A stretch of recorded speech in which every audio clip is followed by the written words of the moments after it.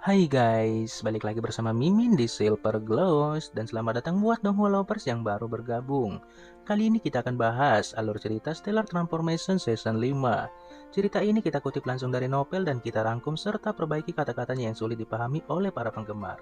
Untuk itu, bantu support channel ini dengan cara like, komen, dan juga subscribe. Jika sudah, langsung siapkan cemilan kalian, kuy kita ke intro.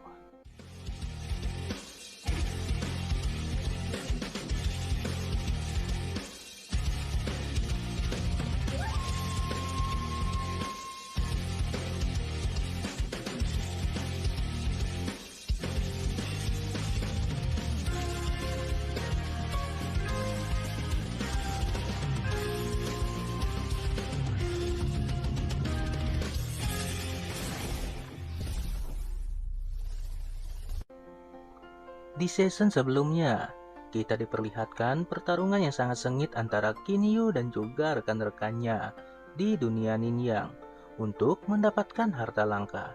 Namun, nasib Kinyu jauh lebih baik dari mereka semua. Dia berhasil mengumpulkan banyak harta langka saat itu.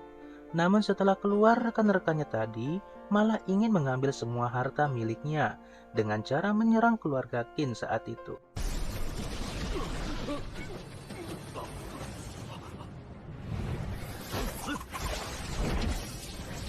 你们才找死！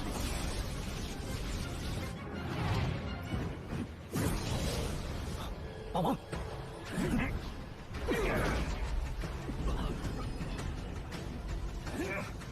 住手！让我杀了他们！ Di Yellowstone, Kinyu memerintahkan Xiaoyan beserta pengikutnya untuk mengalahkan lawannya. Di sana semua dikirim ke malaikat untuk ditimbang amal baiknya oleh para bawahan Kinyu.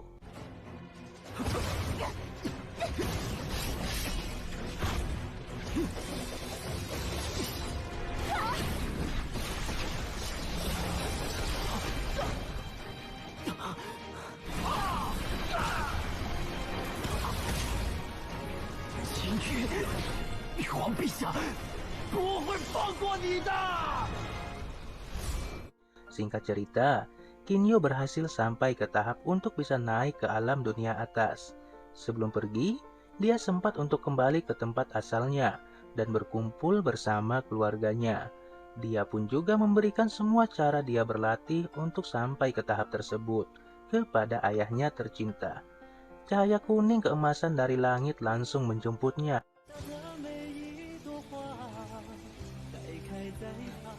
父皇、宋伯伯、大哥、二哥，你们千万要保重啊！保重！ Dan akhirnya season 5 pun dimulai.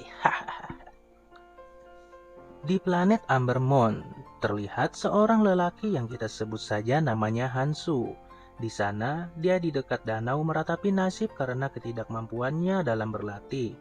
Dia menangis dan seakan-akan sedang curhat kepada mendiang ibunya.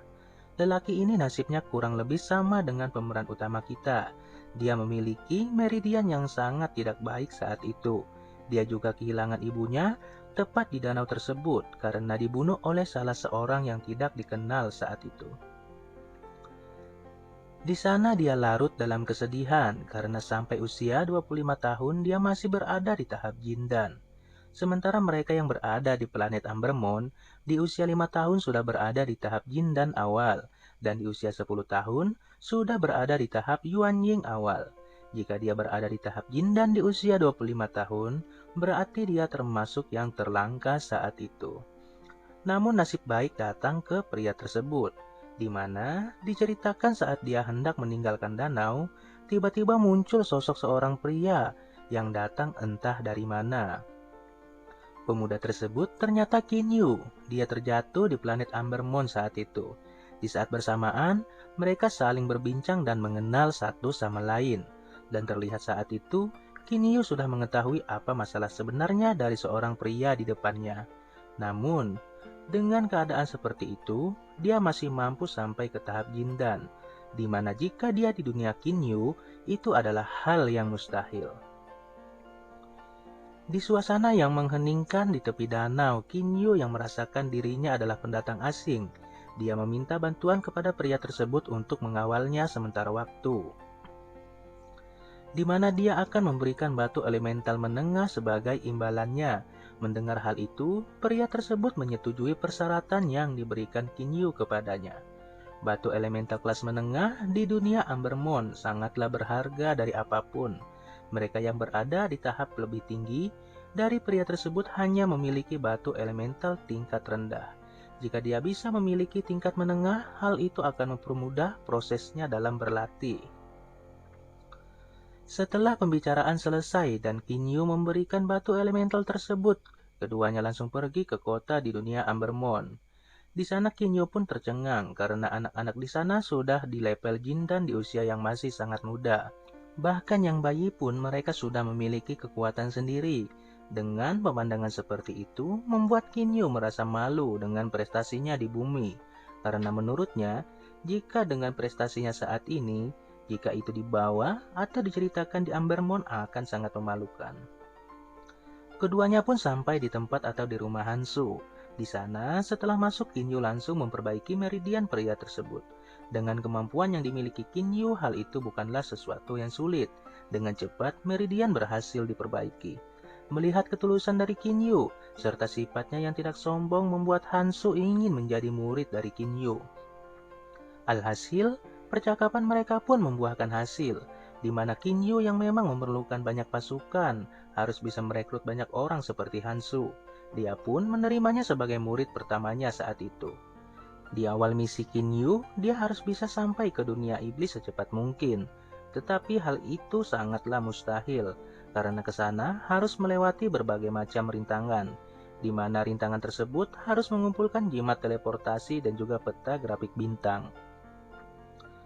Berbagai informasi dia dapatkan dari muridnya. Alhasil, dia bisa menyimpulkan jika dia ingin pergi ke dunia berikutnya, ada beberapa hal yang harus ia kumpulkan terlebih dahulu. Kinyu berpikir keras agar bisa segera berteleportasi ke dunia berikutnya. Untuk jalan tol, dia tidak khawatir sama sekali. Dia memiliki banyak batu elemental kelas rendah serta harta langka yang ia dapat dari alam Ninyang. Namun, yang paling penting adalah grafik bintang, di mana dia masih belum mengetahui bagaimana cara mendapatkannya. Kinyu menatap ke bawah, tenggelam dalam pikiran, berpikir semua masalah yang mungkin terjadi saat dia melakukan perjalanan antar bintang. Namun tiba-tiba, di saat dia tenggelam dalam pikiran, dia ingin Hansu agar segera berlatih dan segera menembus ke tahap Yuanying. Mendengar perintah dari gurunya, pria tersebut bergegas masuk ke kamar untuk menyerap batu elemental kelas menengah yang ia berikan baru-baru ini. Melihat tingkah laku muridnya membuat Kinyu kembali menghela napas.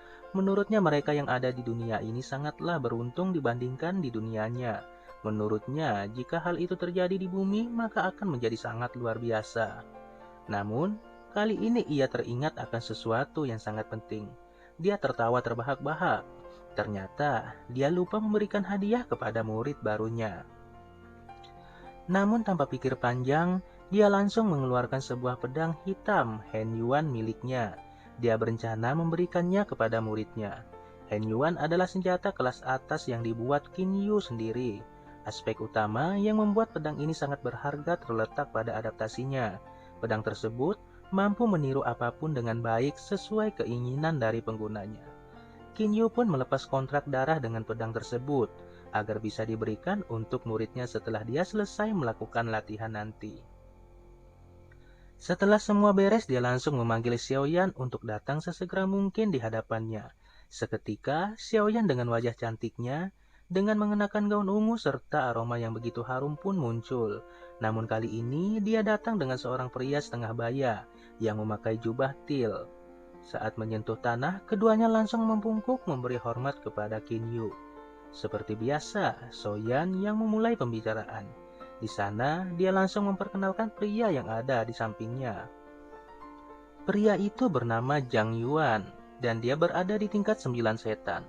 Pria tersebut juga berada di antara 10 besar semua bintang dunia lapisan pertama. Kinyu mengangguk kesenangan, karena yang dia tahu, ada lebih dari 200 orang dengan level 9 setan di dunia lapisan pertama. Namun untuk dapat berdiri di 10 besar, dengan begitu banyaknya yang berada di tingkat 9 setan, itu adalah hal yang sangat luar biasa. Ketiganya pun berbincang sembari menikmati teh hangat yang datang entah dari mana. Singkat cerita, setelah pembicaraan mereka selesai, Kinyu telah mendapat beberapa wawasan lebih dalam bagaimana pesawat abadi dioperasikan. Dia pun meminta keduanya untuk menjaganya. Semua itu dikarenakan dia akan mulai bermeditasi dan melatih kekuatan jiwanya. Di saat Kinyu sudah memasuki kamar dan mulai melakukan pelatihannya, tiba-tiba terdengar suara teriakan kesenangan dari salah satu kamar. Aku akhirnya melakukannya. Aku akhirnya menembus ke tahap Yuanjing awal. Hansu menarik napas dalam-dalam, matanya bersinar dengan kegembiraan. Dia pun berjalan keluar dari kamarnya menuju ke arah kamar gurunya. Namun di sana, dia langsung dihentikan dengan suara yang menyuruhnya untuk berhenti. Dia menoleh ke arah suara itu. Di halaman, ada seorang pria dan wanita makan beberapa buah dari meja batu. Hansu tampak cemas pada dua orang asing tersebut. Dia pun langsung menanyakan apa urusan mereka berada di halaman rumahnya. Namun, keduanya terus makan, bahkan tidak memberikan respon yang baik kepada Hansu. Xiaoyan pun mengatakan kalau masternya sedang berlatih. Dengan nada acuh tak acuh, dia mengatakan kalau seorang pria tingkat Yuanjing tidak seharusnya mengganggunya saat bermeditasi. Mendengar kata master dari mulut wanita tersebut membuat Hansu hanya tersenyum. Yang dia pikirkan adalah sang guru baru saja merekrutnya sebagai murid. Tapi di hadapannya sudah ada dua orang lagi yang sama seperti dia. Hal itu membuat Hansu tak berhenti kagum kepada gurunya. Beralih di kamar Kinyu. Kinyu sedang duduk dalam posisi bersila seperti tak bernyawa.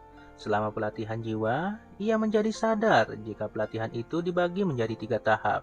Manusia, bumi, kemudian langit. Hanya ketika seorang mencapai 3 tahap ini, jiwa seseorang kemudian bisa dianggap lengkap dan utuh. Ruangan menjadi tertutup oleh kabut tebal abu-abu. Ini adalah tahap pertama dari domain tahap manusia. Kinyu tidak tahu jika jiwa ternyata bisa dilatih. Dalam kabut ilusi pertama lapisan jiwa, tangannya bergerak dengan cara tak wajar, seakan membentuk sebuah pola. Di awal tampak mudah, namun nyatanya semakin jauh dia mempelajarinya, semakin sulit juga untuk dikuasai. Dia tidak bisa mengalihkan perhatiannya bahkan hanya sedikit. Gangguan sedikit pun akan menyebabkan kegagalan.